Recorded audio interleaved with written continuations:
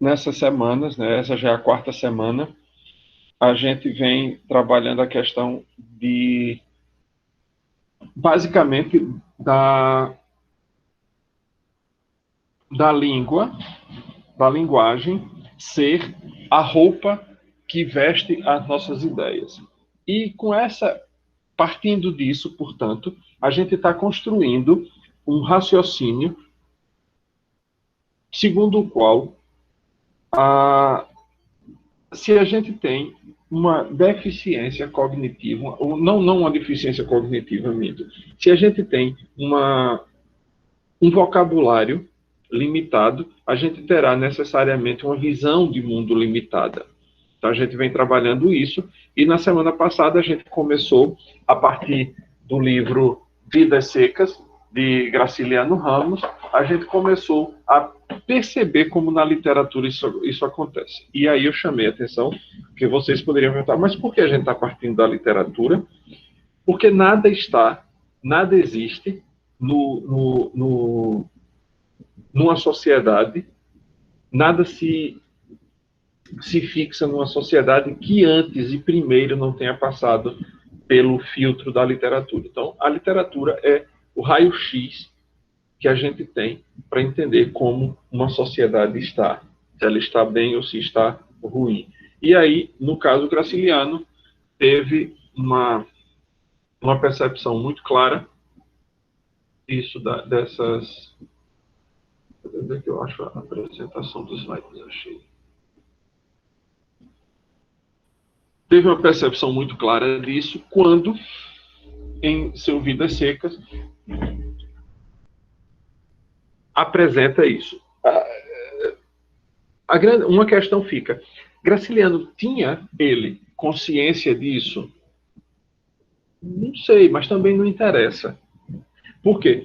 Muitas vezes, e vocês já devem ter passado por isso, quando professores dão um poema e aquela pergunta: o que é que o autor queria dizer? Mas o que é que interessa na obra literária? O que é que o autor queria dizer? O que o autor queria dizer só tem importância quando a gente está falando de reportagem, de linguagem científica, um artigo científico, mas na linguagem literária não tem muita importância o que é que o autor queria dizer. Porque a língua da literatura é uma linguagem que trabalha com possibilidade, não com realidade. É por isso que, por exemplo, vocês podem pegar, sei lá, a sequência lá do Game of Thrones e... Como é que eles traduziram aquilo? Guerra dos Tronos, né? Parece que é. A sequência dos livros de Game of Thrones, onde há dragões, onde há uma série de animais fantásticos, e aquilo dali não nos choca. Mesmo, ou antes, vamos para um mais nacional, aproveitando que domingo foi dia do folclore, a obra de Monteiro Lobato, especialmente a obra do Sítio do Pica-Pau Amarelo, porque Monteiro Lobato tem a obra infantil e a obra, vamos dizer, normal, romance normal, adulto, que aí tem uma série de outros romances. Mas se você pega a obra infantil de Monteiro Lobato, a gente faz uma coisa que os críticos chamam de suspensão da descrença. Suspensão da descrença. O que significa isso? Significa que você olha uma boneca, Emília, uma boneca de pano, e que fala, e que pensa, e que faz estripulias, e, no entanto, a gente admite que na literatura aquilo seja possível. E que você veja o Visconde de Sabugosa, um boneco feito de milho, que também a gente suspende a descrença, e admite que aquilo seja possível. Veja, a literatura, a gente tem diversos graus no discurso. Um deles, que é o discurso poético, trata dessa possibilidade. Deixa eu pegar aqui um livrinho e aí eu apresento isso melhor. Esse livrinho chama-se Aristóteles e Nova Perspectiva, do filósofo professor Olavo de Carvalho. E nesse livro, que é a Teoria dos Quatro Discursos, em Aristóteles, pronto. Aí eu vou fazer aqui um resumo, porque são algumas páginas. O discurso humano, ele tem, vamos dizer, níveis de verdade. Níveis de verdade. Então, a gente vai do menos verdadeiro até o máximo verdadeiro possível que o discurso humano possa. Então, o discurso poético é aquele discurso que tem valor, assim, que é importante porque ele trata daquilo que é possível.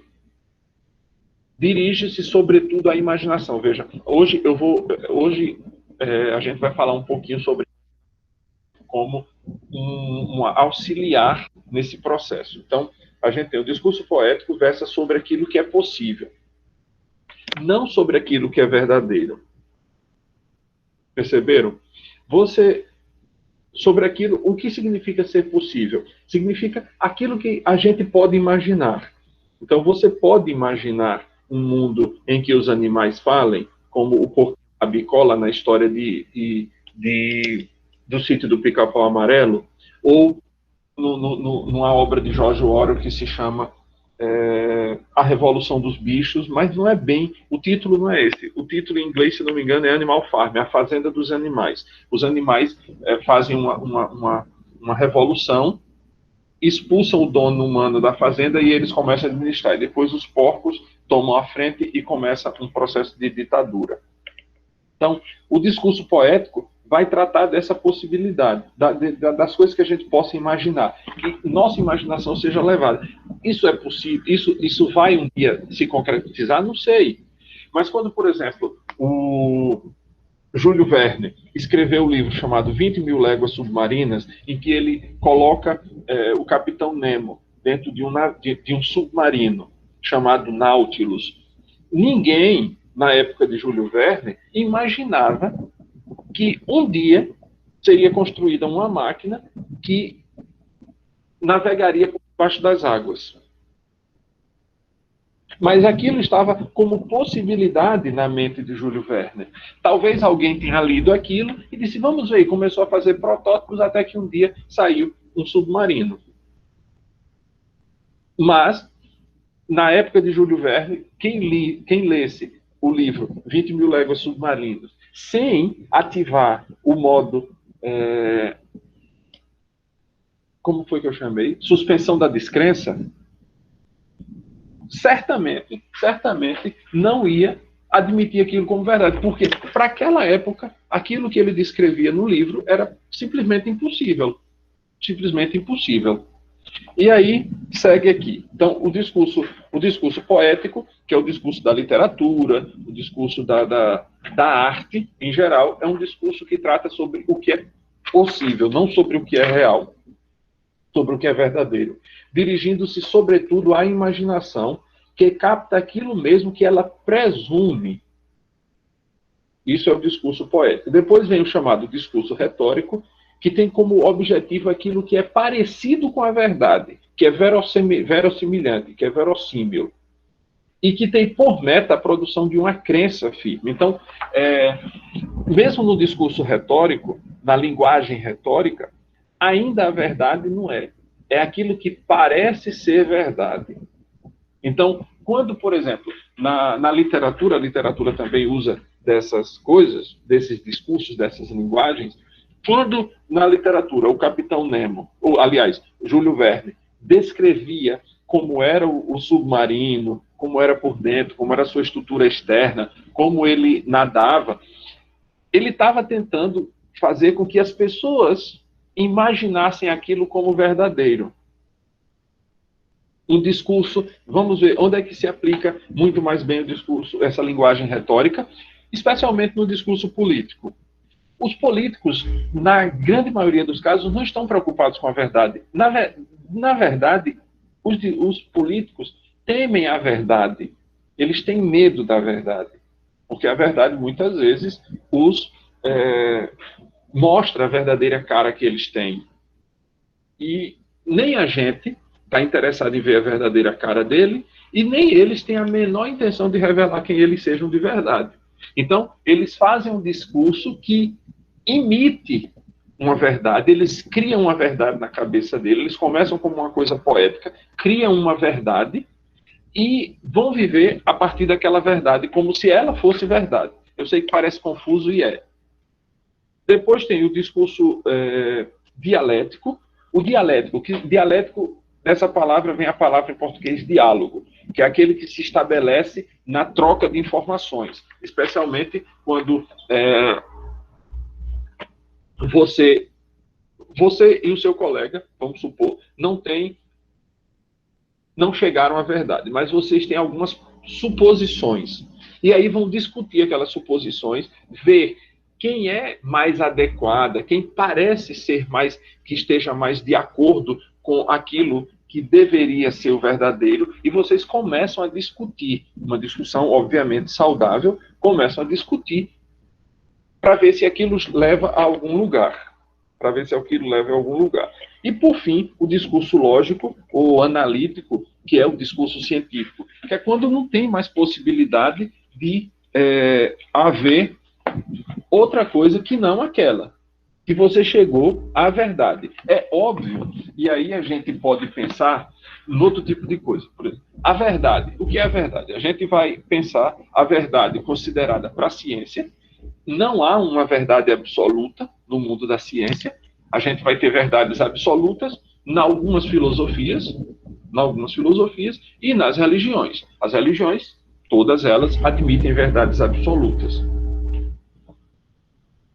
Qualquer uma. Então, mas na ciência não cabe falar de verdades absolutas. A gente tem verdades que estão sujeitas à comprovação.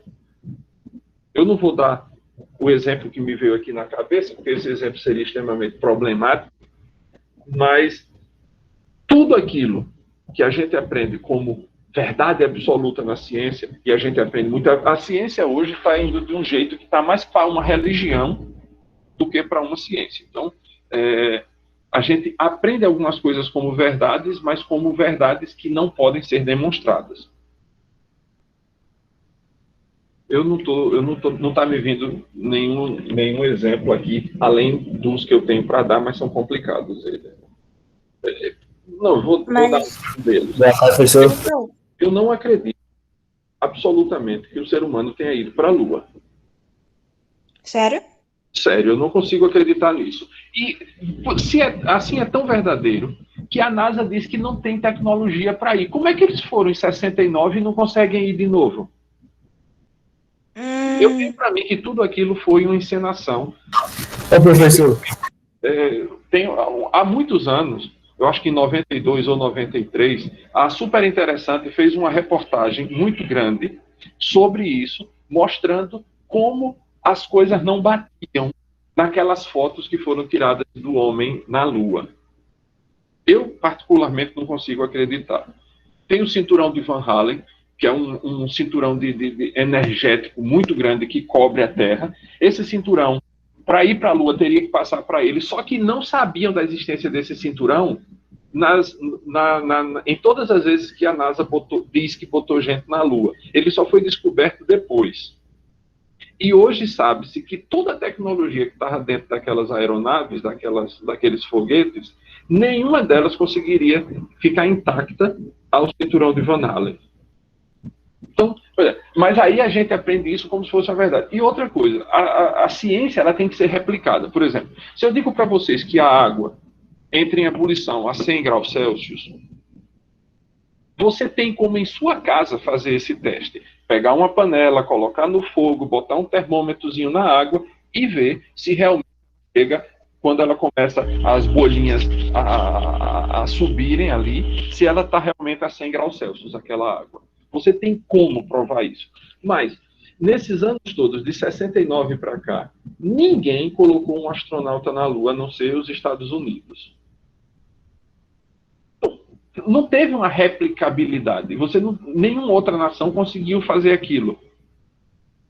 O que me parece muito estranho. Então, eu não acredito Ciência não se faz com acreditar, se faz com ter certeza. Quem faz com acreditar é religião. Porque, por exemplo, você tem uma religião, você consegue provar que Deus exista? De forma nenhuma. Ninguém consegue provar que Deus exista. Porque se você conseguir provar a existência de Deus, você é que vai ser Deus, porque você vai ser maior do que ele. Existe, Professor, do que ele não exista, ele é infinitamente maior do que nossa inteligência. Como é que a nossa inteligência vai conseguir colocar Deus dentro do pracinho? Você acredita em Deus independente de prova, porque não existe uma prova. Se você diz, por exemplo, tem um camarada, esse dali, essa é a grossurinha do livro, deixa eu ver quantas páginas tem, acho que são as 4.000. É sobre o quê? Isso aqui é de teologia. Não, são 4.000 não, mas poderia ser. São 2.900 páginas. 2.900 páginas, tipo folha de Bíblia com letra número 8, 9. Número 9, a letra, e as notas de rodapé são número 8. Tudo isso daqui é para tentar provar, por uma via racional, que Deus existe. Tudo isso aqui. Isso aqui é só um resumo. Ele chama de Summa Theologiae, o resumo de teologia. Tudo isso aqui é só um resumo. Aí, então, aqui,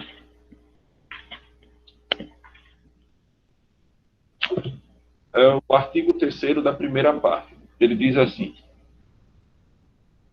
como é que eu traduzo isso? Ultron Del City. Será que Deus existe? Deus existe? Aí ele diz aqui que existem 5 caminhos. Na verdade, ele não fala de prova, ele fala de 5 caminhos, 5 vias, através das quais a gente pode chegar a uma certa ideia de que Deus existe. Então ele diz aqui, o primeiro, porém, e a primeira, porém, e a mais manifesta, a mais clara estrada é a que se assume da parte do movimento. Por parte do movimento. Movimento não deslocamento local, movimento na ideia aristotélica de que você saía do mais imperfeito para o mais perfeito. Então, aí ele tenta, nesse livro, apresentar, não provas é a forma como as pessoas traduziram, mas o que ele chama é de via, caminho. 5 caminhos que a gente pode ter para racionalmente admitir, eita, Deus existe. Mas a ciência, ela se faz de experimentos, de provas, de repetição, de refutação, por exemplo. Uma pessoa pode lançar dizer que uma coisa hoje é assim, e daqui para um ano mais frente, aquilo dali, você adquirir uma nova tecnologia que conseguiu fazer de uma maneira diferente e dizer, olha, isso não é efetivamente desse jeito, isso acontece desse outro jeito. Só que quando você, como é o caso dessa que eu disse, que eu não acredito, como é que conseguiu em 69 e hoje, recebendo muito mais dinheiro do que recebia em 69, a NASA diz, a gente não tem condições de colocar um homem na Lua. Talvez em 2030 a gente consiga. Mas não colocar em 69, porque não consegue colocar de novo, entende? Então, são coisas que... Isso é o discurso lógico. Vamos dizer, o que eu estou fazendo aqui com vocês é um discurso dialético. Eu estou expondo o meu ponto de vista, que não é científico, nem pretendo que seja. Vocês podem ter o de vocês dizer, não, eu acredito firmemente. Mas nenhum de nós dois, eu posso trazer argumentos a partir dos discursos da NASA, de uma série de coisas, e dizer, olha, como é que foram e não podem ir mais. Mas aí, algum de vocês pode dizer, eles não foram, mas deu, sei lá, um tilt no sistema e perderam todos os cálculos. Também é uma possibilidade, mas veja, quem de nós dois está com a verdade?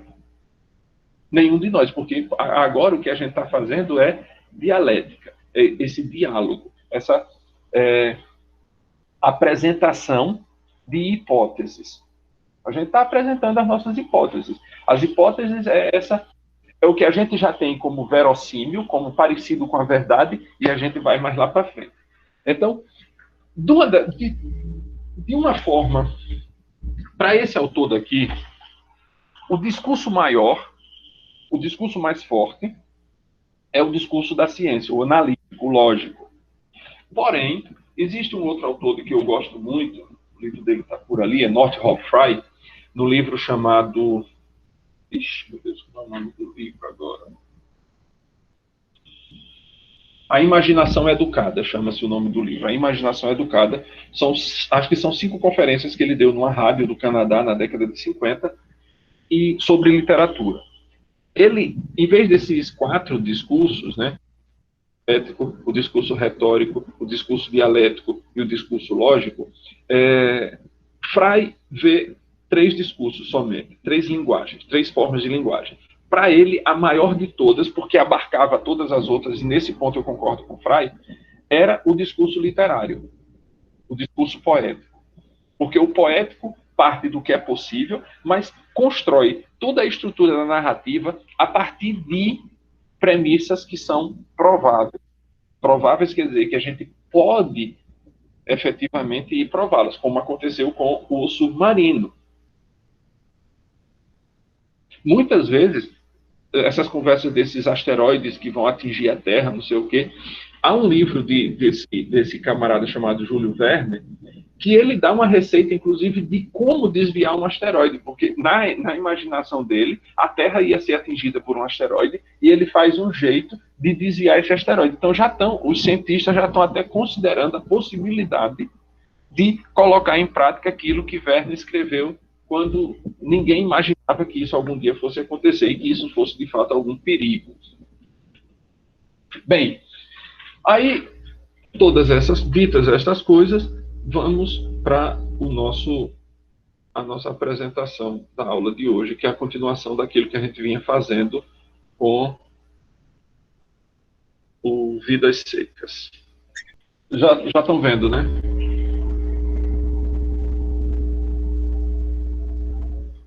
Sim, então, professor. Aí aqui a gente está nessa história nessa vibe de contar a própria história. Só que para a gente contar a nossa própria história, a gente precisa de ter uma linguagem que nos permita contar a nossa própria história, senão a gente não conta, outra pessoa vai contar. E aí na aula passada eu comentei inclusive com vocês, nenhum dos personagens, talvez só o seu Tomás da Bolandeira, mas ele não aparece em nenhum momento da história. Nenhuma das personagens é capaz de contar a própria história. E todas as vezes que tentam contar, como aconteceu com Fabiano, em alguns exemplos, em que ele dizia, você é um cabra, Fabiano, você é um cabra. Ou era um cabra ou era um bicho, acho que era um bicho que ele se dizia. Você é um bicho, Fabiano. Era isso aqui que ele dizia, você é um bicho, Fabiano. Só que o narrador precisa intervir.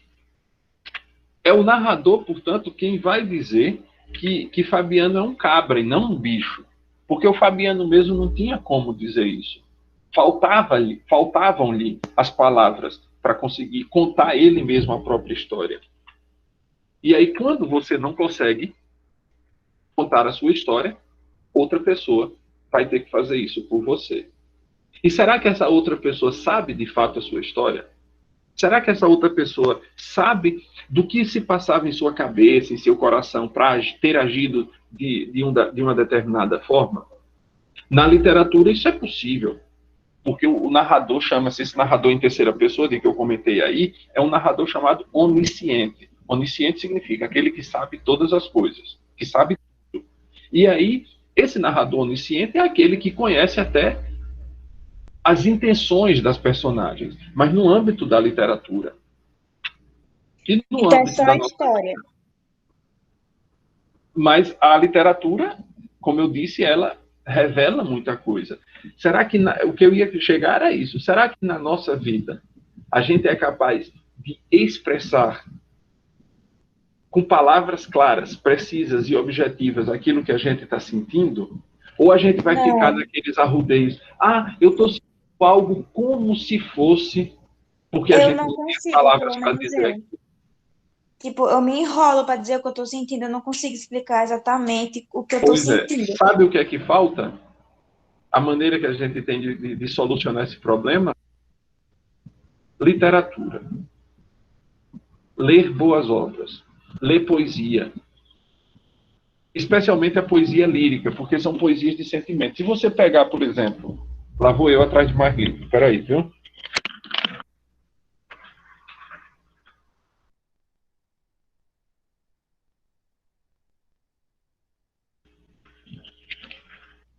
Ele bota no silencioso.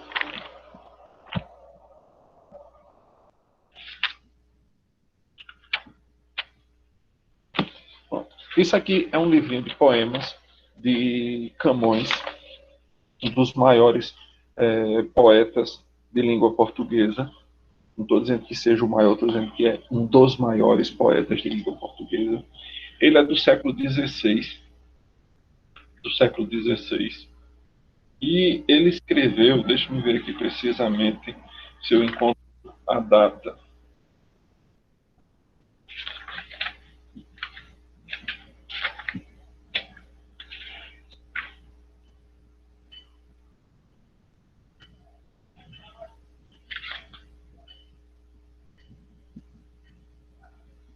Não tem. Não tem aqui.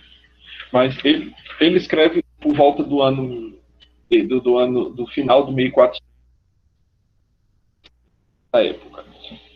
E vejam, isso aqui que eu estou lendo, ele tem outras coisas, mas esse aqui são sonetos, é poesia lírica. A lírica é uma das melhores formas que a gente tem de enriquecer a nossa forma de expressar nossos sentimentos. Porque a lírica é isso, é a expressão dos sentimentos. Então, vocês certamente, essa poesia que eu vou ler aqui, eu poderia ter escolhido tantas outras, mas essa aqui, porque ela tem uma referência muito interessante na música popular brasileira, que é a música de Castelo, acho que é de Legião Urbana. E tem essa poesia misturada com alguma coisa lá da primeira carta aos Coríntios, capítulo 13. Faz uma misturada dos dois.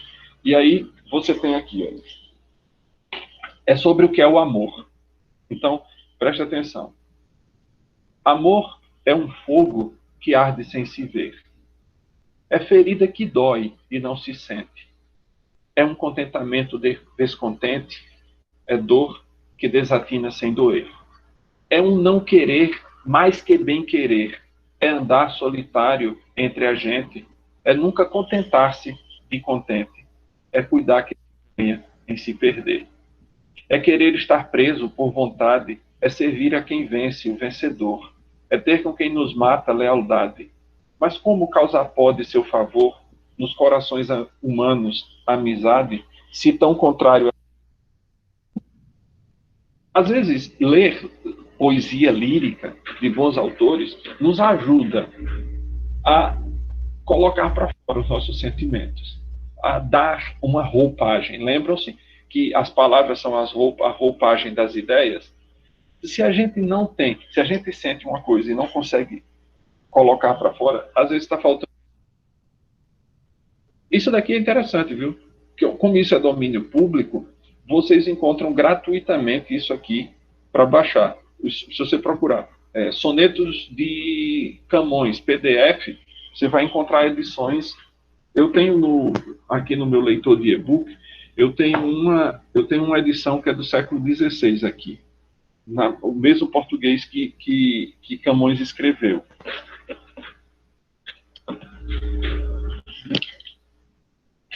Então, o conselho que lhes dou, para que vocês mesmos contem a história de vocês, é leiam muito. Muito não quer dizer que vocês hoje têm que pegar e ler 50 livros, não. Ler um livro bem lido em um ano é melhor do que ter lido 100 livros mal lidos. E aqui tem mais uma, que é a história do menino mais novo. Na aula passada ficou no menino mais velho, e agora está aqui. Arredou-se o menino, né? Fez tensão de entender-se com alguém, mas ignorava o que pretendia dizer. A égua, a lazã e o bode misturavam-se. Ele e o pai misturavam-se também. Perceberam aí que Ele não sabia o que queria dizer, mas ignorava o que pretendia dizer, mas não sabia o que queria dizer. Aí vejam isso aqui, que está sublinhado. A égua, a lasanha e o bode misturavam-se. Os animais estavam todos ali dentro de um curral. Ele e o pai misturavam-se também. Você não conseguia distinguir quem era quem. O menino aí rodeou o chiqueiro, mexendo-se como um urubu, arremedando Fabiano, o pai. A necessidade de consultar o irmão apareceu e desapareceu. Por que será que essa necessidade de consultar o irmão apareceu e desapareceu? Porque provavelmente o menino, na consulta que ia fazer o irmão, não tinha vocabulário para dizer o que ele pretendia dizer. Porque em cima está dito, né? Ignorava o que pretendia dizer. Ele não tinha vocabulário para expressar aquilo que estava dentro dele. As coisas estavam dentro dele, estavam presas, porque não tendo palavras para vestir essas ideias, elas não conseguiam sair. O outro, o irmão mais velho, iria rir-se, mangar dele, avisar-se a Vitória, a mãe. Teve medo do riso e da mangação. Se falasse naquilo, sim, a Vitória lhe puxaria as orelhas. Mas o que era esse naquilo? Ele mesmo não sabia nem nem como ia dizer. Mas o que ele queria, na verdade, era ser igual ao pai. Ele achava que o pai era o modelo mais acabado de um homem, da perfeição humana. Isso é normal nos filhos. Agora, imagine que esses meninos, esses dois, eram criados, o Fabiano e a Vitória, ambos sem vocabulário suficiente para expressar o mundo interior deles, e esses meninos que já aprendiam mal no contato com esses dois pais, sabiam menos do que eles. Isso vai acontecer de geração após geração. Esses meninos depois iam se casar, iam ter filhos, não iam saber menos do que os pais, iam ensinar menos do que o que sabiam. Os filhos deles iam saber menos do que ele. Até que ponto a gente ia chegar nessa degradação da imaginação? Só a aula e a frequência. Então, a pedagogia pede que a gente tenha a frequência de vocês, porque vocês vão ser chamados à atenção ou não pela frequência que vocês tiveram nesse momento chamado de suporte de aprendizagem. Evidentemente, ele não era Fabiano, então ele estava só arremedando o pai, né? Mas e se fosse? Precisava mostrar que podia ser Fabiano, conversando, talvez conseguisse explicar. Conversando é a palavra. Na conversa é que a gente bota o nosso mundo interior para fora. É que a gente revela aos outros os nossos pensamentos. Aquilo que a gente viu na primeira aula, né? As 3 coisas para que serve a linguagem. Para expressar emoções, ideias e desejos. Se a palavra não estiver aberta, se a linguagem não estiver aberta a essas 3 possibilidades, ela é tudo menos linguagem humana. E aí o pequeno sentou-se, acomodou nas pernas a cabeça da cachorra, pôs-se a contar baixinho uma história. Tinha um vocabulário quase tão minguado como o do papagaio que morrera no tempo da seca. Minguado quer dizer pequeno. A lua quando ela vai secando, chama-se minguante. Tinha um vocabulário quase tão minguado, quer dizer, ele não tinha... Talvez tivesse um pouquinho mais de palavras do que o papagaio que morreu. E o papagaio só sabia dizer umas pouquinhas palavras e aboiar as vacas. Só era o que sabia o papagaio. E veja que o autor diz, ele tinha um vocabulário quase tão minguado, quase tão pequeno, quase tão seco, quanto o vocabulário do papagaio. Valia-se, pois, de exclamações, veja, uma daquelas primeiras funções da linguagem, né, que a gente viu, valia-se de exclamações e de gestos. Baleia, a cachorrinha, respondia com o rabo, com a língua, com movimentos fáceis de entender. Então, o menino entendia os gestos da cachorra, entendia os gestos dos animais, o Fabiano conseguia saber, olhando na estrada, se por ali tinha passado um cavalo, se era um cavalo ou se era uma égua, qual era a cor, vendo alguns sinais que esse animal deixava, mas ele não conseguia dizer o que sentia, ele não conseguia dizer o que pensava, mas ele conseguia entender alguns sinais que também um leão conseguiria perceber na caça na caça predatória que o leão tem que fazer para poder se alimentar. Então, aqui ele não está muito distante de um animal. Estivera metido no barreiro com o irmão, fazendo bichos de barro, lambuzando-se. Deixaram o brinquedo e foram interrogar sim a Vitória. Um desastre. A culpada era sim a Terta, que na véspera, depois de curar com reza a espinhela de Fabiano, o Fabiano estava domando um cavalo brabo e teve uma hora que ele voou longe e caiu e estava com a espinhela, a coluna vertebral toda lascada, e chamaram sim a Terta para fazer uma reza lá, né? Benzer Fabiano. E nisso ela contou umas histórias lá, essa Terta, e esse menino pequeno ficou impressionado com uma palavra. Eu acho que ela está no próximo slide. Eu não vou dizer qual foi a palavra agora, não. Então, tinha a Terta que na véspera, depois de curar com reza a espinhela de Fabiano, soltaram uma palavra esquisita, chiando, o canudo do cachimbo preso nas gengivas banguelas. E ela tinha querido que a palavra virasse coisa. Ele, o menino pequeno, tinha querido que aquela palavra virasse coisa, ou ficara desapontado quando a mãe se referira a um lugar ruim. Ele achou a palavra muito bonita, né? Mas a mãe disse que aquela palavra era um lugar ruim, com espetos e fogueiras. Por isso, resingara, esperando que ela fizesse o inferno transformar-se em algo bom, né? A palavra que Sr. Terta falou foi inferno. E ele achou a sonoridade dessa palavra tão bonita que ele queria que essa palavra formasse numa coisa real aqui no mundo. E quando a mãe explicou, assim, a Vitória, explicou para ele que o inferno era um lugar ruim, em que tinha gente levando espetada, e que tinha gente, além de levando espetada, dentro do fogo. Ele ficou enfesado, porque ele diz, não é possível que uma palavra tão bonita tenha um significado tão feio. Em todos os lugares, e aí veja, o que é que ele, como é a nossa visão de mundo, vai ajudar a gente a compreender as coisas. Porque a mãe disse que era um lugar ruim de espetos e fogueiras. E aí, veja o que tem aqui, né? Todos os lugares que ele conhecia, todos os lugares conhecidos eram bons. O chiqueiro das cabras, o curral, o bebedouro, o pátio, o barreiro, o pátio, o bebedouro. Todo o universo imaginário dele estava limitado a somente aquele mundinho em que ele vivia. Então, todos esses lugares para eles eram bons. Não tinha sofrimento. Era um mundo onde existiam seres reais, a família do vaqueiro e os bichos da fazenda. Além, quer dizer, mais para longe, havia uma serra distante e azulada, um monte que a cachorra visitava, caçando preás. Veredas quase imperceptíveis na caatinga, moitas e capões de mato. Aqui deve ser um i. Moitas e capões de mato. Impenetráveis bancos de macambira. E aí fervilhava uma população de pedras vivas e plantas que procediam como gente. Esses mundos viviam em paz. Às vezes desapareciam as fronteiras. Habitantes dos dois lados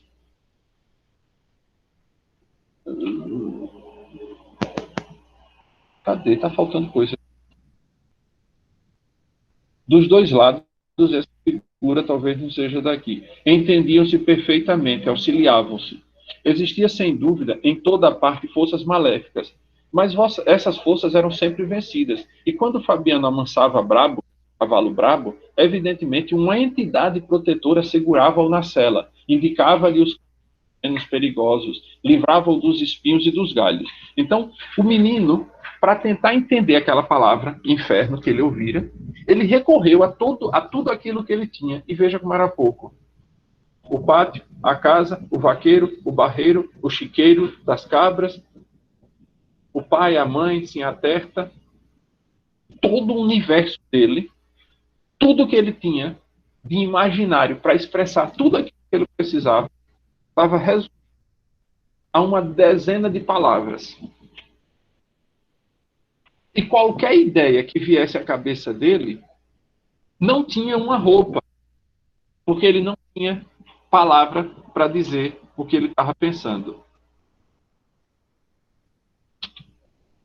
Como não sabia falar direito, por saber falar direito não tinha vocabulário. O menino balbuciava expressões complicadas, repetia as sílabas, imitava os berros dos animais, o barulho do vento, o som dos galhos que rangiam na caatinga, roçando-lhe. Agora tinha tido a ideia de aprender uma palavra. Com certeza é importante porque figurava na conversa de Sinhá Terta. Ia decorá-la e transmiti-la ao irmão e à cachorra. Baleia permanecia indiferente, mas o irmão se admiraria em ver inferno. Inferno. Não acreditava que um nome tão bonito servisse para designar coisa ruim e resolvera discutir com Sinhá Vitória se ela houvesse dito que tinha ido ao inferno. E se ela houvesse dito que tinha ido ao inferno, bem.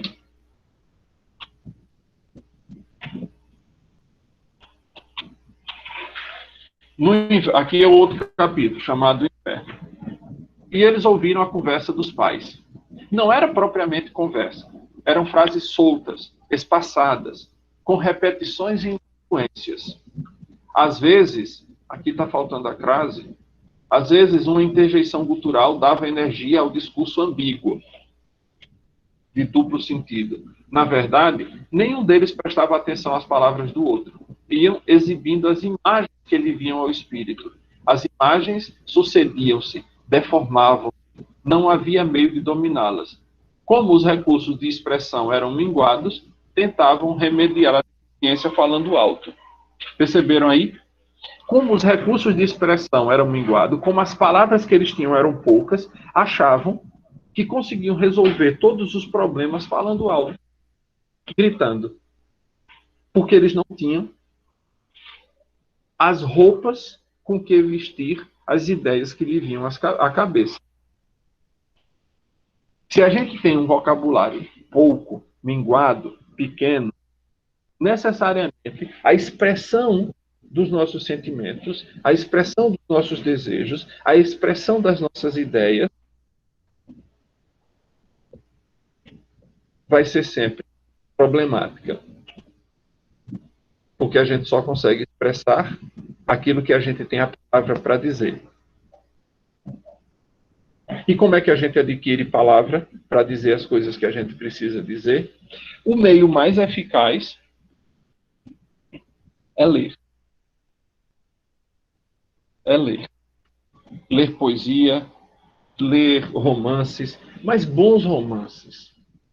Romances de qualidade. Romances que não é o que foi lançado ontem, que está na lista dos 10 melhores dessa semana. São os romances que perduraram, romances que já têm 1000 anos, 2000 anos.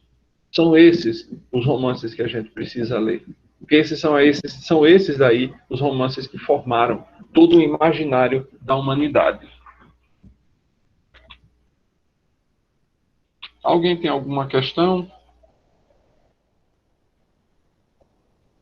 Então, vamos adiante.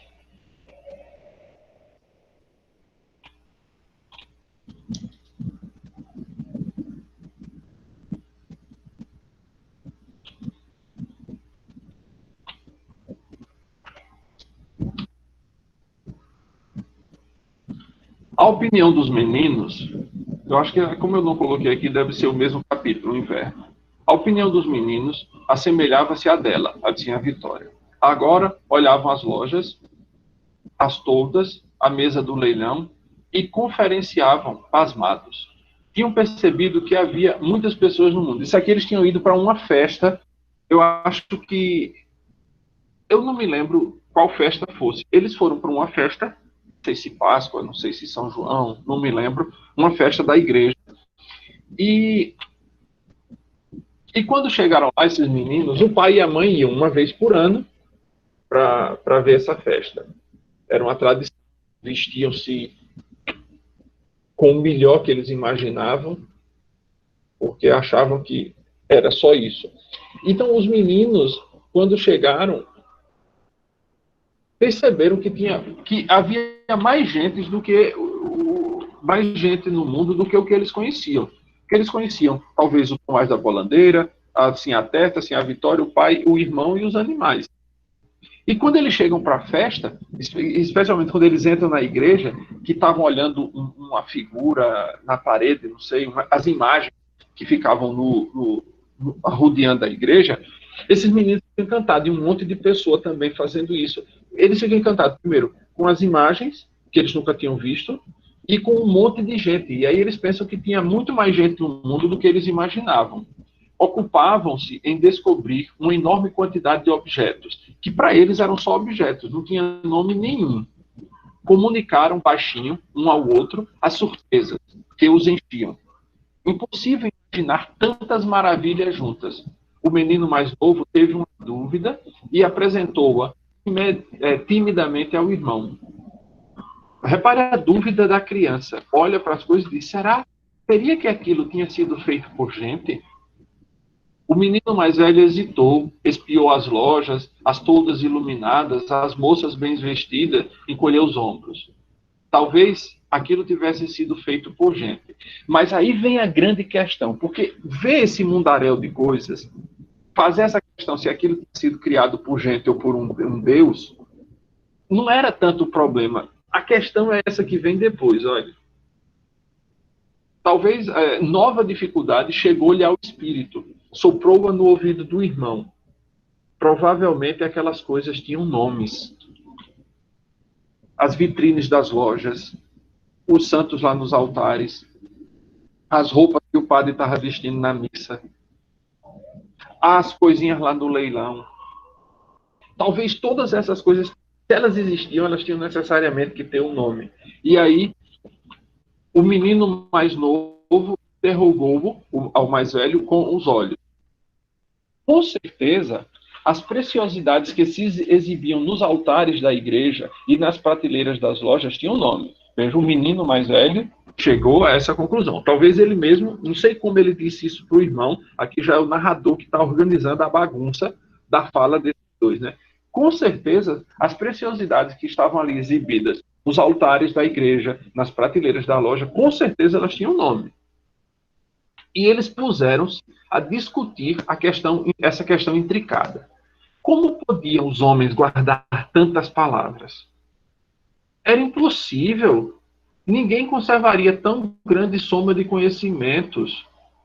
E aí vem tudo aquilo que eu venho dizendo nessas 4 semanas. Livres dos nomes, as coisas ficavam distantes, misteriosas, não tinham sido feitas por gente. E os indivíduos que mexiam nela cometiam imprudência.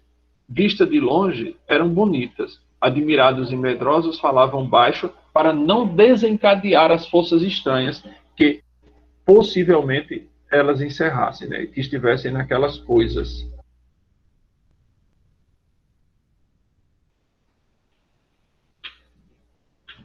Livres dos nomes, as coisas ficavam distantes, misteriosas. Guardem isso. E é justamente nesse ponto, portanto, que a gente vai chegar. Porque se você não tem a palavra precisa para expressar aquilo que você sente, tudo é um mistério. Se você não tem a palavra precisa para expressar, aí eu já vou para fora do mundo interno, né? Vamos para o mundo que está fora da gente. Se você não tem a palavra para expressar as coisas que você está vendo com exatidão e com precisão, todas essas coisas ficam misteriosas. Você não sabe nunca o que elas são. Elas são só coisas que você viu, ideias confusas na sua cabeça, mas que não passam disso. São somente isso. Palavras que estão aí na cabeça.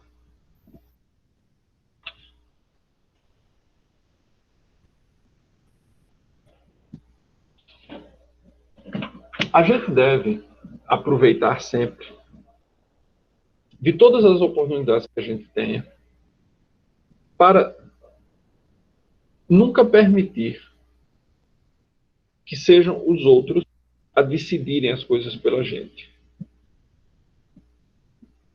E, obviamente, essa primeira tomada de consciência, vamos dizer, é você olhar para você e ter a clareza de dizer que você é, o que você é.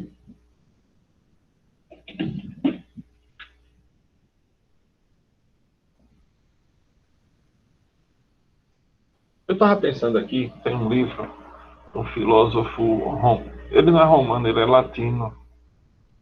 Não sei agora onde é que ele está. Fiquei preocupado agora. Esse livro não está ali. É um livro de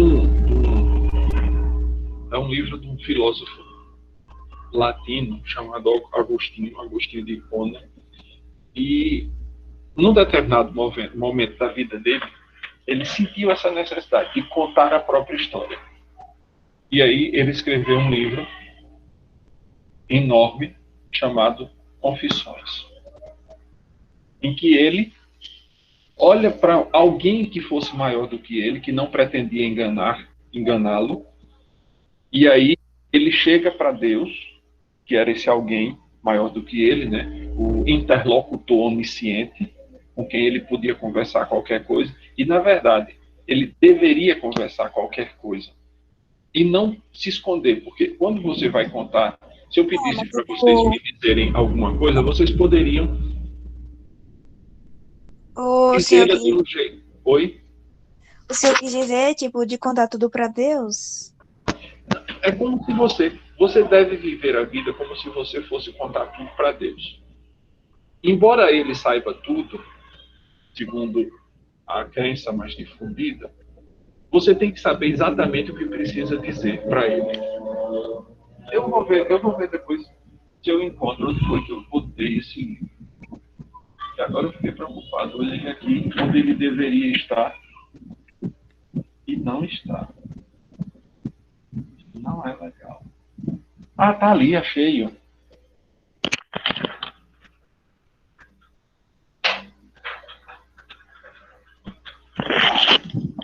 É porque ele tinha uma capinha branca, dessas capinhas que se soltam, e eu não gostava dela. Aí eu peguei, aí ele ficou assim, com a capa de baixo, que é verde. E aí, é esse livrinho aqui. Confissões, olha a grossura. Esse daqui é assim grosso, porque na verdade ele é bilíngue. Ele é escrito em latim, numa parte, e português na outra. Aí ele, acho que dobra de tamanho, né? Mas aqui, Agostinho, o que faz? Abre sua alma para Deus, sem nenhum pudor, sem nenhuma preocupação, dizendo as coisas com os nomes que elas têm. Se ele tivesse de falar de um aborto, ele ia chamar de aborto, não de redução fetal. Se ele ia dizer que uma coisa era péssima, ele ia dizer que ela era péssima, não que ela era desboa. Usando as palavras precisas para dizer exatamente aquilo que deve ser dito, e não... E, tipo, assim, tipo, tem vezes que, tipo, a gente não consegue explicar exatamente o que a gente tá sentindo, mas, tipo, a gente tenta explicar e Deus entende isso. Sim, é claro que ele entende, porque ele não vai... Mas a ideia não é essa, aqui não é aula de religião. A ideia é que você seja capaz de usar as palavras com a sinceridade de como se você estivesse falando com Deus, entendeu?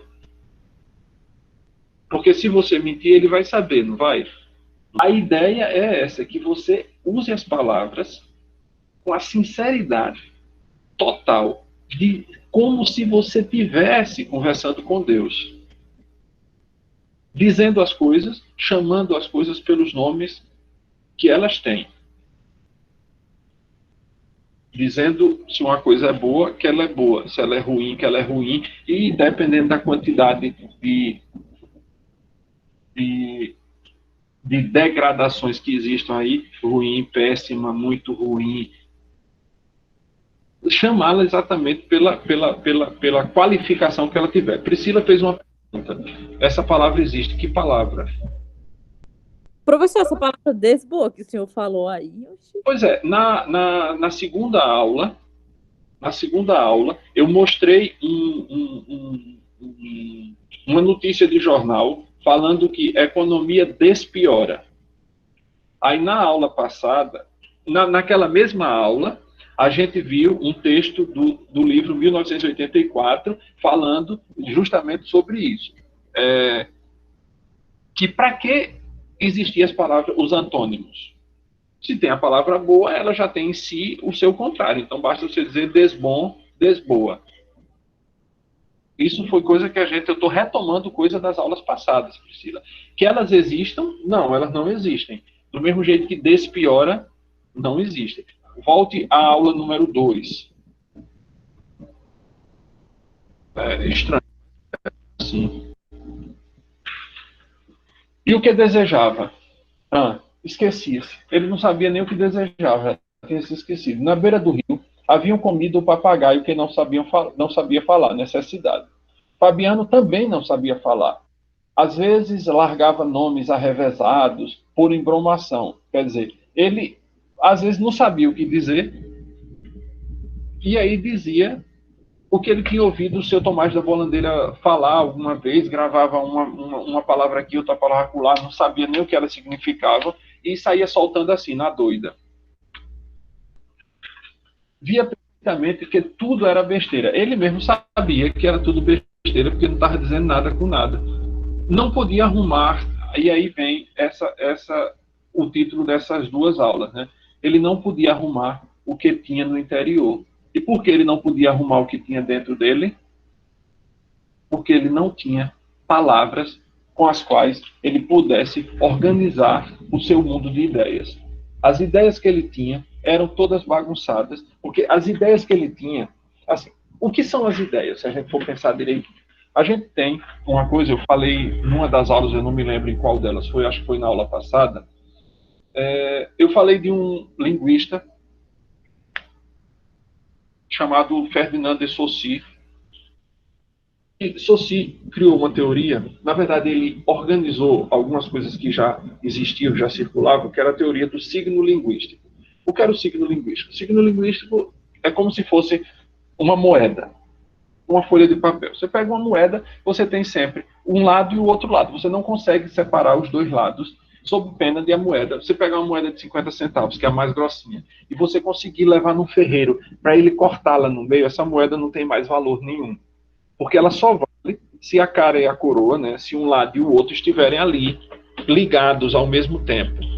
Não dá para você separar e aquela moeda continuar existindo. Ela deixa simplesmente de existir. Ela desaparece como moeda, passa a ser outra coisa, mas deixa de existir como moeda. Então, só se imaginava que o signo linguístico fosse alguma coisa assim. Então, ele chamou um lado de significante e o outro lado de significado. O que era o significante? O som que a gente escutava. O som. Então, casa. Quando você ouve isso, isso é uma parte do signo linguístico, é o que ele chama de significante. E o significado, o que é? É a ideia, o conceito que a gente tem dela. Aquilo que está no dicionário, dizendo que é uma casa. Então, você junta essas duas coisas. Mas aí acontece uma outra coisa além disso. Ela tem que ter um referente. O que é o referente? É aquilo que muitas vezes a gente mostrar isso aqui para vocês. Vocês estão vendo isso, né? O que é isso? É um negócio de medir o tempo. Uma ampulheta. É o quê? Uma ampulheta. Exatamente. Os dois disseram exatamente a mesma coisa. Priscila disse, é um negócio de medir o tempo. Só que isso aqui também é um negócio de medir o tempo. Não, isso não é um negócio de ver as horas. Aí é. Aí lascou minha vida. Se eu puser um pauzinho no chão, marcando uns pontos, eu também consigo ver as horas. Aí também é um negócio de ver as horas. Só que quem foi o outro que falou foi Mateus, foi? Foi. Mateus deu o nome exato. Ampulheta. E aí, quando a gente vê Vamos imaginar uma coisa dessa. E aí você não sabe o nome disso. E vamos imaginar ainda uma situação que desceu ainda mais, Priscila, que a pessoa não sabe nem sequer para que isso serve, porque você pelo menos sabia para que servia. Você podia não saber ou não lembrar o nome exato, mas você sabia para que ele servia.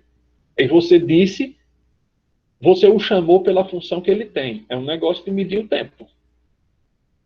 Agora, vamos imaginar uma pessoa que veja isso aqui pela primeira vez e não saiba, obviamente, nem o nome, nem a função que ele tenha. Como é que ele vai guardar isso na cabeça? Ele guarda isso só como uma ideia. Mas essa ideia não tem nem significado, nem significante. Quer dizer, não tem nem nome, nem definição. E quando aqui está dizendo que ele não podia arrumar o que tinha no interior, é que Fabiano tinha muitas imagens dentro da cabeça dele, mas ele não tinha nomes. Talvez nem para 1% das imagens que tivessem dentro da cabeça dele.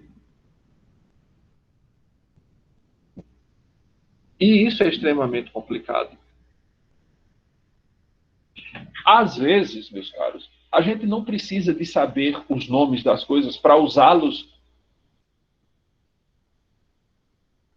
como a gente quiser.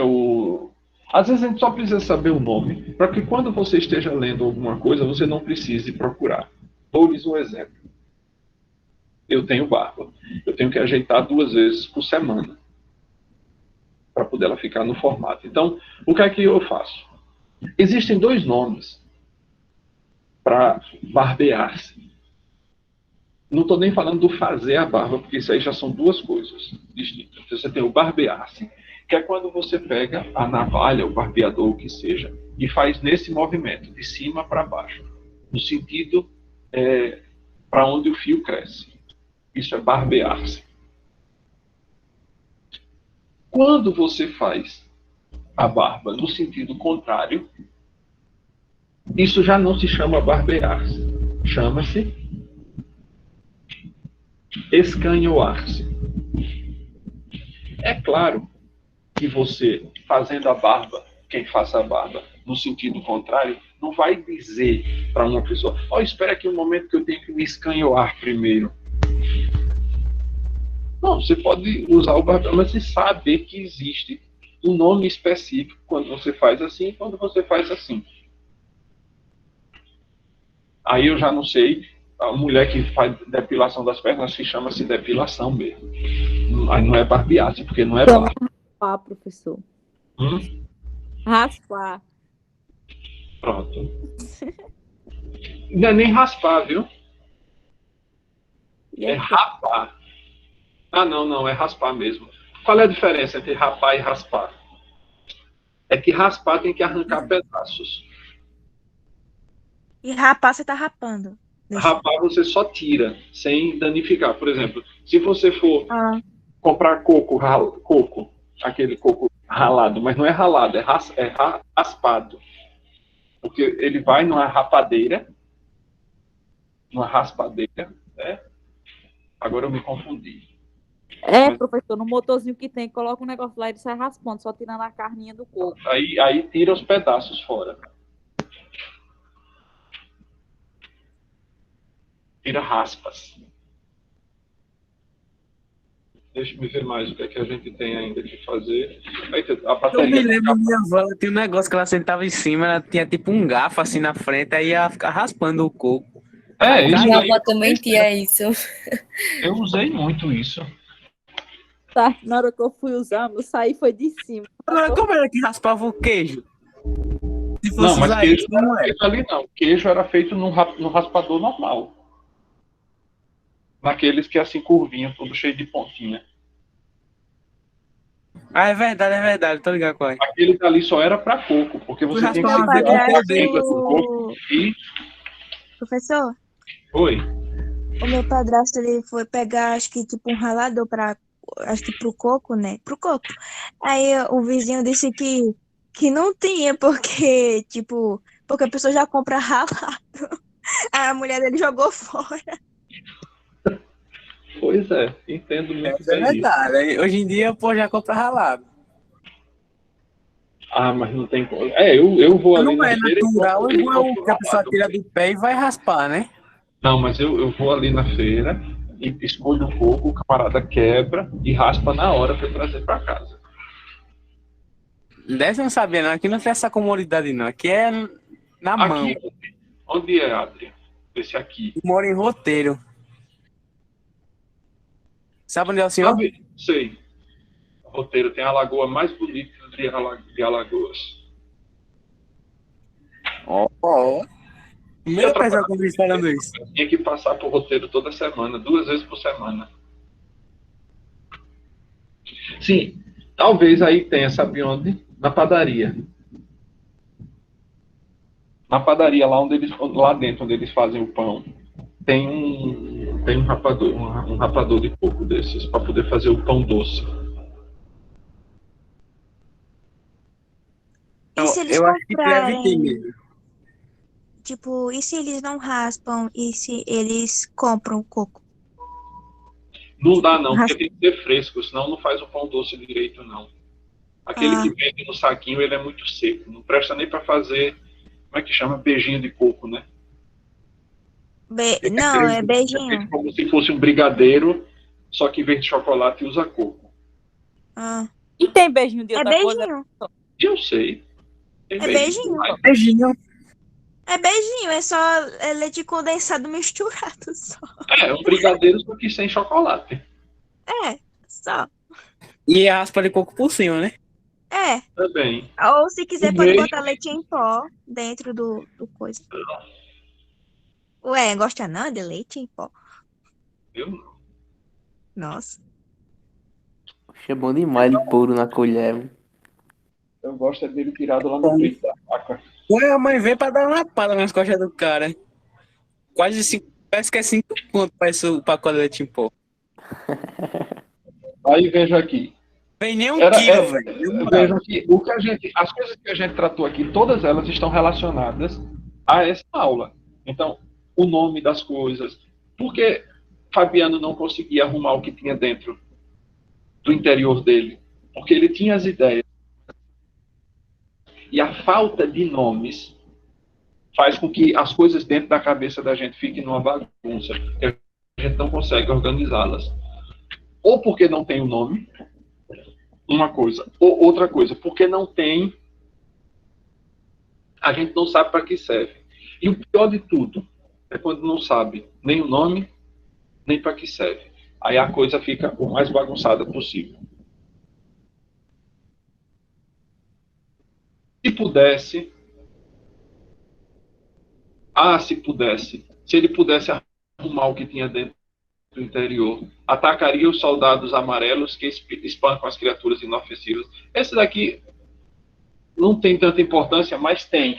Porque assim, eu não contei a história, obviamente, tá? É um dos capítulos do livro. Fabiano vai preso.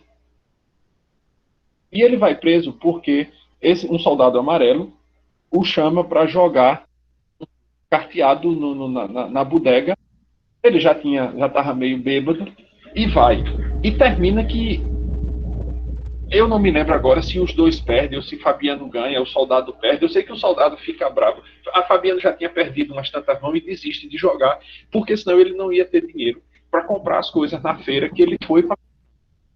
E aí se a vitória ia ficar abusada com ele. E aí ele sai do jogo sem dar satisfação nenhuma, porque ele não sabia nem o que fazer. E aí esse soldado amarelo fica invocado e começa depois a perseguir esse Fabiano na feira. E quando encontra, faz umas ameaças, não sei o quê. E num determinado momento ele pega o cabo da espingarda e dá com o cabo da espingarda no pé de Fabiano. E aí Fabiano fala mal da mãe do soldado amarelo. E aí ele vai preso. Só que na cabeça de Fabiano, ele foi preso por quê? Porque ele não sabia se explicar. O soldado amarelo estava fazendo um bocado de perguntas e ele não sabia responder. Então, na cabeça dele, ele está preso, ele foi preso, porque ele não. E se ele não podia arrumar o que ele tinha no interior, mas se pudesse, Se ele pudesse arrumar as coisas que tinha no interior e conseguir falar dessas coisas, aí ele atacaria esses soldados amarelos que espancam as criaturas indefesas, inofensivas.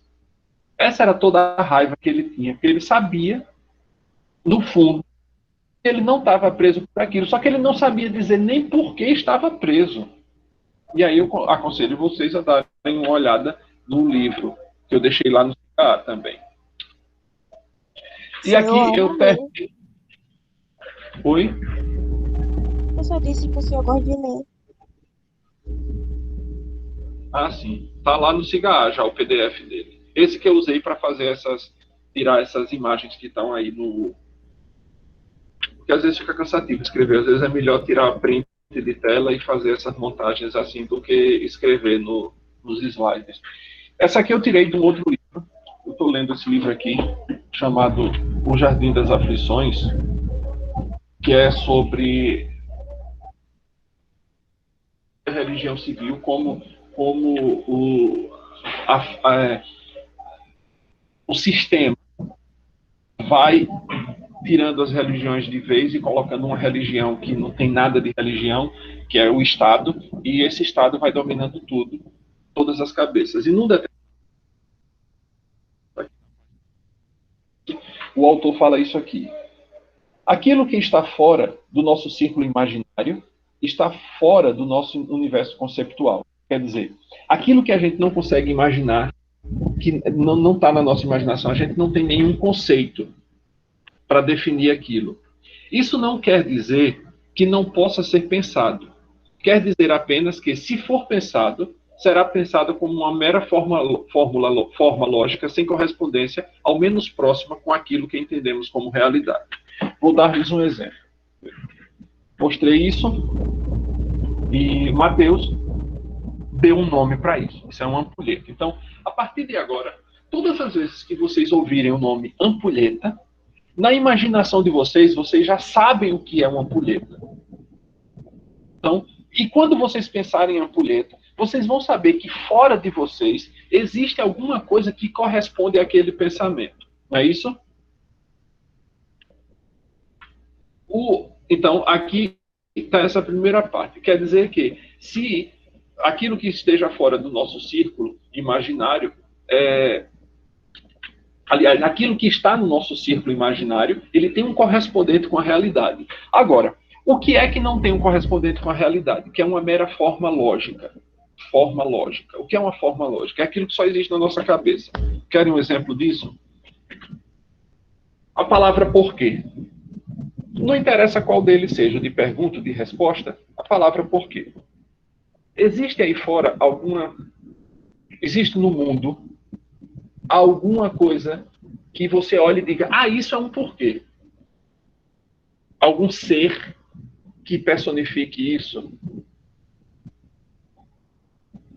Não. O porquê, as conjunções, os advérbios, essas coisas só existem em nossa cabeça. Elas não existem na realidade. Elas não existem no mundo real. Tanto que a gente não tem. Se você parar para imaginar aí o que é um porquê, tenta imaginar um porquê, você não vai ter nenhuma imagem. Você pode ter uma palavra escrita. Você pode imaginar uma palavra escrita, mas uma palavra não é uma coisa. Você não tem nenhuma ideia. Se eu disser ampulheta, agora, na cabeça de vocês, se vocês nunca viram, aqui vai vir na cabeça de vocês essa aqui. Mas se vocês já viram, se vocês já têm uma ideia de ampulheta, aquela ideia, ela vai aparecer na sua cabeça quando vocês ouvem esse nome. Mas, se eu disser porquê, nenhuma ideia, nenhuma imagem vem na cabeça. Porque não existe nenhuma imagem que resolva isso. Isso só existe, nem existe na nossa imaginação. Existe na nossa cabeça, nas nossas ideias, mas não na nossa imaginação. A gente aprende a usar, mas só isso. E aí segue, né? A imaginação é, em suma, a mãe daquilo que se chama senso do real. Nosso senso do real não depende nem das nossas percepções, nem dos nossos raciocínios, nem da nossa vontade. Depende das formas profundamente consolidadas do nosso imaginário, do nosso universo imaginário. Então, quanto mais a gente lê, quanto mais a gente vai para a literatura, para esses livros como esse daqui, livros de poesia, de boa poesia, quanto mais a gente lê, quanto mais a gente vai ao dicionário, você está lendo uma coisa, sabe o que aquela palavra significa? Instale um dicionário, é grátis. Instale um dicionário no seu celular, que rapidinho você consulta a palavra, para você ir formando o seu universo de imaginário. Porque aí você vai ter as coisas, as formas profundamente consolidadas. Fabiano não conseguia organizar, não conseguia arrumar o universo interior, porque ele não tinha essa imaginação profundamente consolidada. Ora, cada imagem, veja, cada imagem depositada na nossa memória ou produzida na nossa imaginação no sentido, isso aqui é mais, quando eu digitei saiu errado, mais rigoroso da palavra, um símbolo. O que é um símbolo? Um símbolo, a palavra símbolo em grego significa que é aquilo que está junto. Então, quando você ouve o nome ampulheta, você ouve a palavra ampulheta, imediatamente vem para você a noção, a figura da ampulheta. E com ela vem a ideia de medição do tempo, ou de passagem. Então veja que vem um bocado de coisa atrelada junto com a ampulheta. Com o nome, só com o nome. Aí veio a imagem, veio o conceito, veio a função, veio uma série de outras coisas juntas, que uma vai arrastando a outra. E é o que diz aqui no final. Um símbolo é uma semente produtora de significados múltiplos, mas análogos entre si. E aí, meus caros, a gente termina a aula de hoje. Eu vou deixar lá, vou fazer o PDF desse material e vou deixar lá no SIGA. E depois que eu subir a aula,